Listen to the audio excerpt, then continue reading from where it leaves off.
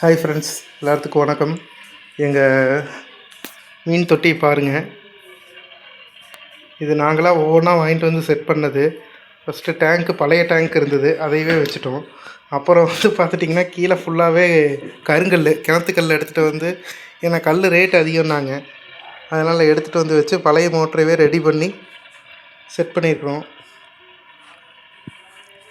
மீன் பேரெல்லாம் தெரியல, அண்ணன் தான் வாங்கிட்டு வந்து விட்டது எல்லாமே. பார்த்திங்கன்னா உங்களுக்கு தெரியும். இது பாருங்கள் எவ்வளோ அழகாக இருக்குன்னு. இது டேங்க் கிளீனர் ஒன்று இருக்கும் பாருங்கள். இதுதான் டேங்க் கிளீனரு. நெத்தை 2 விட்டுருந்தாங்க, அந்த நெத்தையுமே வந்து அடியில் இருக்குது பார்த்திங்களா.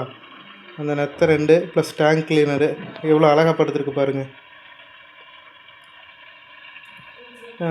என்னென்ன மீன் வளர்த்தலாம் வீட்டில் தெரிஞ்சால் கொஞ்சம் கமெண்ட் பண்ணுங்கள். ஏன்னா இன்னொரு கொஞ்சம் பெரிய தொட்டி வாங்கி எல்லா மீனுமே விட்டு பார்க்கலாம் அப்படின்ட்டு. ஆனால் இதில் நிறைய செத்து போச்சு. கிப்பீஸ், அந்த கப்பீஸ், அந்த வவ்வால் மீன் சொல்லுவாங்க, அதில் நிறைய செத்து. அது இது மட்டும்தான் உயிரோடு இருக்குது. ஆனால் இன்னும் எதுவுமே மொட்டு வைக்கல, குஞ்சு பொரிக்கல.